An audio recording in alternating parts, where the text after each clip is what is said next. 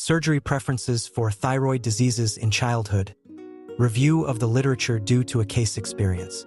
Atilla Şenaylı, Sevgi, Ulusoy, Tangül. Introduction. Thyroid diseases are less common in childhood than in adults. Among thyroidal diseases, girls are generally affected. Most pediatric patients are asymptomatic and often discovered by their family or pediatrician. Children with thyroid disease are mostly diagnosed with Graves' disease, nodules, or thyroid malignancies. Thanks to developing drug protocols, surgery is rarely needed nowadays. Nevertheless, when surgery is needed, making the decision is controversial for surgical preferences among subtotal, near-total, or total excisions. This review was planned after the case was operated on in 2 stages. As a non-tumor disease, Graves' disease is the most common cause of hyperthyroidism in children, which may indicate surgery. Thyrotoxicosis is a clinical indicator of hyperthyroidism, and, luckily, it is not usually seen clinically in children. In these types of diseases, scintigraphy is a useful method to decide about the function of lesions. Nodules captured radioiodine could be benign beyond the expected malignity rates. In contrast, nodules that do not capture radioactive material may be malign disease in the range of 20% to 60%. So, scintigraphy is mainly used to locate lesion. Graves' disease can be treated with multiple methods. The first choice in treating Graves' disease is antithyroid drugs, but relapse in children is 20 to 30%. Therefore, surgical treatment can be required. The indications for surgery for Graves' disease are often related to the preferences of parents or, sometimes, patients. Parents usually accept surgery considering the costs of medication or the possibility of drug inefficacy. When surgery is decided, the optimum choice seems to be total thyroidectomy in Graves' disease older than 5 years. The rate of benign nodular thyroid diseases in children is 1.5%. As benign diseases are rare in childhood, the surgical criteria for this group of diseases are lacking. Therefore, with all the available data, the American Thyroid Association (ATA) published about Pediatric Treatment Guide in 2015. In the guideline, fine needle aspiration (FNA) is strongly advised. If surgery is needed, conservative surgery is gradually preferred in nodule treatments. Depending on size, compressive symptoms, cosmetic concerns, or parents/patient's choice, surgery may be partial thyroidectomy, lobectomy-ostectomy, or nodular resection in unilateral and benign pathology. Therefore, treatment modalities in benign thyroid nodules may include clinical, surgical, or both applications, as in adults. Thyroid cancers represent 0.5 to 3% of childhood tumors. However, among the thyroidal disease population in childhood, cancer is seen between 14% and 40%. Thyroid carcinomas are most seen with endocrine neoplasms in childhood, and their incidence is 4 to 7/million. Compared with all age groups, childhood thyroid cancers constitute 10% of total thyroid cancers. Many studies show that thyroid carcinomas in childhood differ from carcinomas in adulthood in terms of formation and process.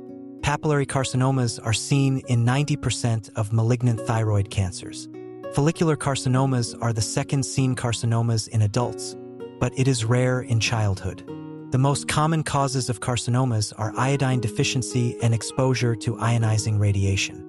The probability of developing thyroid cancer within 3 to 4 years is between 1 to 7% in those exposed to 100 to 700 C-gray radiation. If nodules with suspicious US findings are growing, then nodules may be evaluated as malign.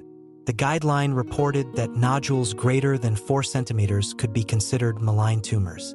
American Thyroid Association, ATA, recommended total thyroidectomy and radioiodine ablation for papillary thyroid carcinoma in 2009.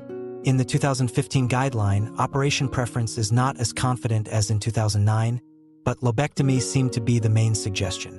In Japan, while lobectomy is recommended for papillary carcinoma, there is an opinion that radioiodine ablation is not required. In general opinion, total thyroidectomy is not recommended. Since malignant thyroid nodules in childhood are less common than in adults, the reported FNA results are also fewer. In addition, fine needle aspiration biopsies performed to evaluate follicular carcinomas are generally insufficient. FNA biopsy, FNAB, is the first choice in patients with thyroid nodules due to its simplicity, effectiveness, and cost-performance appropriateness. In some clinics, the preferred application size is 1 centimeter. Surgery may be performed for malignancy, drug unresponsiveness, and some benign diseases. In these diseases, the preferences for the form of thyroidectomies, such as total or almost total, may differ. In this report, we evaluated the decision-making criteria of the authors regarding different types of thyroid diseases. Also, we compared our patients' surgical history with the literature to strengthen our evidence-based medical practice. Method: English literature is evaluated by using Google Scholar. Keywords consisting of children, thyroid, disease, nodule, adenoma, and surgery were decided to be the leading search points in the literature. The main keywords were children and thyroid, and articles that did not have information related to these two keywords were excluded. After this, filtration surgery was searched in the remaining literature. This group of articles was classified according to disease, nodule, and adenoma keywords. Articles containing discussions on surgical procedures were selected and added to the reference list.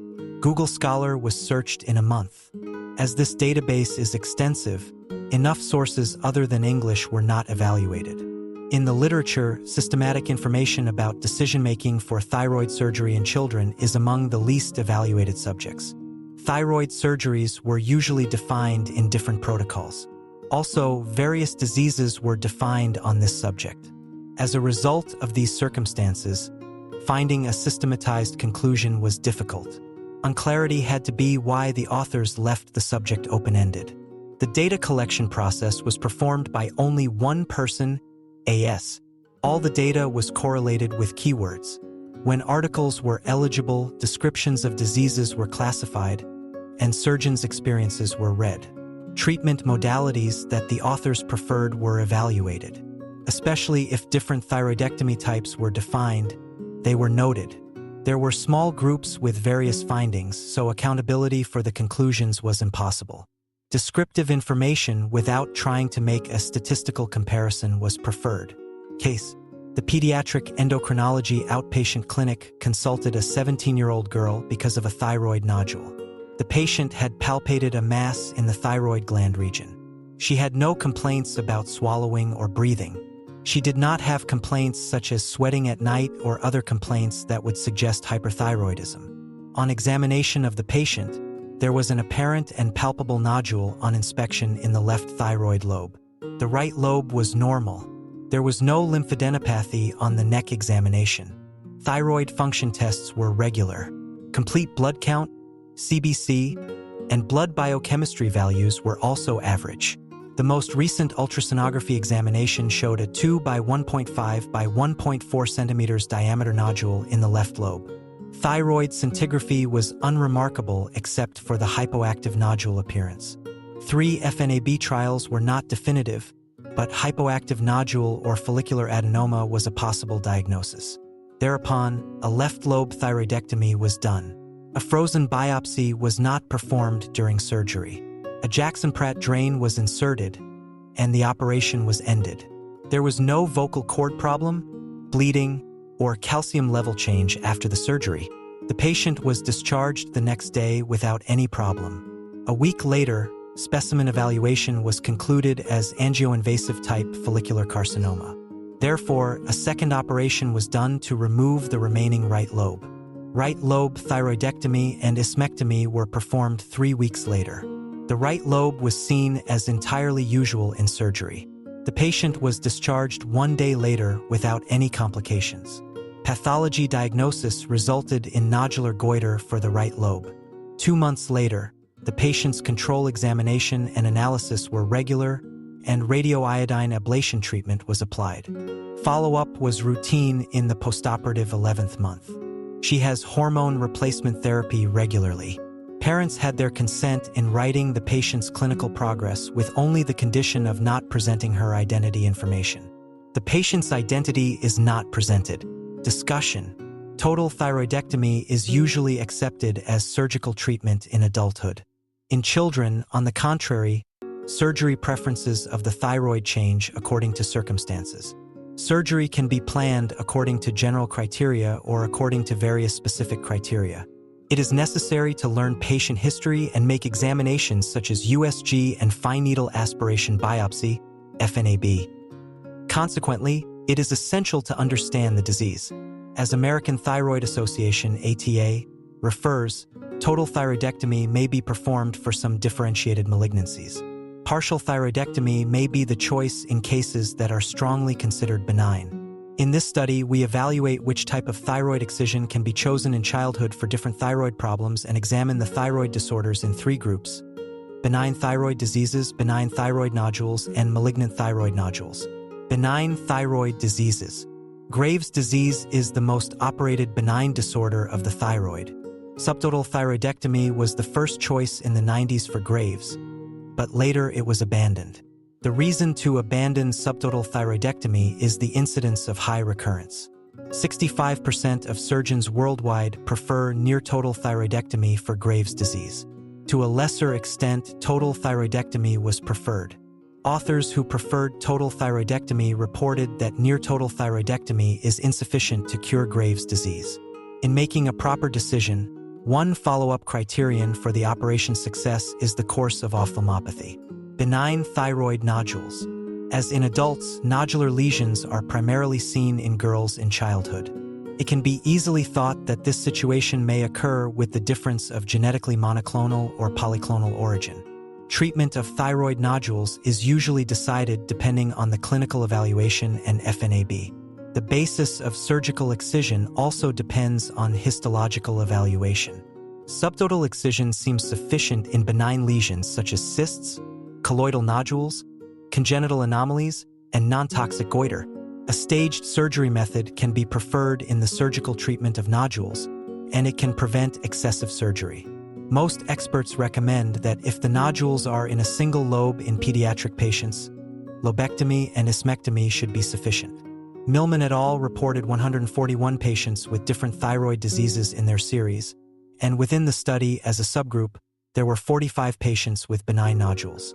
4 had a total thyroidectomy, 41 had a partial thyroidectomy, and partial resections consisted of subtotal, lobectomy, and ismectomy or lobectomy. In their follow-ups, 2 patients with benign problems had recurrence. Although some information about the treatments of nodular lesions seems to be tissue protective, contrary to this information, surgical treatment in multinodular goiter is usually performed as total thyroidectomy in practice. Unwanted nodular recurrence may be the reason for this, and it is essential in deciding surgical success. However, there are no specific criteria for predicting the occurrence of nodule recurrence. The recurrence rate in nodular diseases is 7.2% for adults. More than one nodule also causes a significant increase in recurrence rate compared to recurrence caused by a single nodule. It is difficult to define the incidence because even simple variables such as volume increase or the presence of nodules are reported as a recurrence.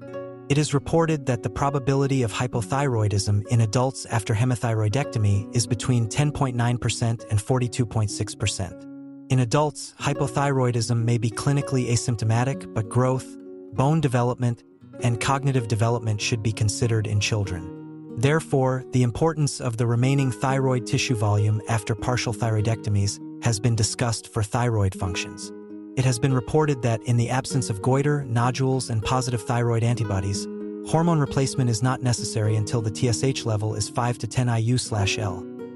Minimum of 7.3 milliliters of tissue might be enough for everyday functions. So, if there will be less than 10 milliliters of thyroid tissue after surgery, thyroid hormone functions should be followed carefully. Complications other than hypothyroidism after partial excision in children may occur. These possible complications are recurrent laryngeal nerve damage, hematoma, and hypoparathyroidism. Total thyroidectomy is increasingly preferred in benign diseases, especially those who do not benefit from long-term treatments. Malign thyroid nodules. The prognosis of malignant tumors is excellent in childhood. However, rare occasions may cause fatal neoplasms in children. Tumors in children are usually and paradoxically larger. Also, lymph and lung metastases are more detected in children than adults. Genetic factors, immunity disorders, peritumoral fibrosis, angiogenic reactions, body responses to ionizing radiation, late diagnosis, and unknown causes are some of the main reasons for this difference. High dependency on thyroid-stimulating hormone, TSH, in children has also been attributed to childhood predisposition. With the introduction of FNAB, the rate of thyroid surgeries has decreased to 25 to 50%. The specificity of FNAB in children is between 65 to 90%. However, FNAB is not much used in children because there are potential complications and may require sedation. Although the patient's characteristics may be helpful in the choice of surgery, the histological evaluation will be effective in the final decision. The optimal surgical treatment of malignant thyroid diseases is not yet precise. In the study by Pata et al., 27 of 36 patients with thyroid cancer had a total thyroidectomy, and 9 had hemithyroidectomy. In the same study, for total thyroidectomy treatments were performed in 2 stages. In another study, it was stated that 7 of 26 malignant patients underwent total thyroidectomy, and 19 of them had a subtotal thyroidectomy. Although the authors performed mostly subtotal thyroidectomy in this study, they concluded that total thyroidectomy appears to be the most appropriate treatment. Total excision is due to the possibility of a tumor in the contralateral thyroid lobe. Other studies report different opinions on malignant tumors, hemi, or total thyroidectomies. Insisting on subtotal thyroidectomy is an excellent postoperative result in malignant conditions. Some authors also find that subtotal excision is more appropriate for preventing hypoparathyroidism. An advantage of total thyroidectomy is radioiodine ablation therapy after surgery. By using radioiodine therapy, the possibility of recurrence in the thyroid bed according to the development of the tumor or the nodule involvement will be reduced. As different studies demonstrated variable recurrence rates between 22% and 49%, it can be easily understood that there are significant differences in treatment modalities. Clinical tumor detection in cervical lymph nodes in 29% of the cases and then finding tumor cells in 73% of cases is another strong evidence for the different recurrence rates in different studies. Follicular adenoma and carcinoma. A follicular adenoma is a particular form of thyroidal malignancy for children. There are not enough studies in the literature on follicular tumors in pediatric patients. Point 13. In addition, diagnosis of follicular adenoma with FNAB usually remains in the gray zone. As follicular adenoma is very similar to Hashimoto's thyroiditis, nodular hyperplasia, or Hürthle cell adenoma, differential diagnosis can be confusing. There is a 20 to 30% chance of defining malignancy because of needle biopsy in all these circumstances. The differences among these diseases can be efficiently made by surgical excision and examination of the entire nodule. Spinelli et al. Study reported no recurrence with partial thyroidectomy in the follow-up of the remaining thyroid tissues of patients with follicular carcinoma. In their series, follow-up processes of 90% of follicular carcinomas in children are unproblematic. To succeed in an effective postoperative period, Spinelli et al. Stated that size, localization, multifocality, lymph node metastasis, and extrathyroidal extension should be demonstrated by precise ultrasonography evaluation. Some authors advocated that those tumors smaller than 4 centimeters without extrathyroid extension could be followed up after conservative surgery. Total thyroidectomy is recommended if the tumor spreads over 3 centimeters. In another study, experts preferred total thyroidectomy in the presence of lesions larger than 1 centimeter. Despite these significantly different opinions, the difficulty of conducting a prospective study makes it hard to make a definitive decision. Conclusion: if well-differentiated thyroid cancers are detected, surgical methods other than total thyroidectomy may be preferred. However, total and near-total surgeries can be performed for widely invasive carcinoma with central lymph node dissection. Completion of thyroidectomy and radioiodine ablation therapy reduces recurrence and mortality by removing microscopic residuals. Nevertheless, despite appropriate surgical treatment, relapses can occur even after a long time. Surgical complications may be more likely in children than adults. However, in the case of a disease requiring thyroid surgery, total thyroidectomy may be preferred over other methods, or at least with a few stages. If thyroidectomy is performed other than total excision, the treatment should be managed by predicting that the procedure can be transformed into total thyroidectomy.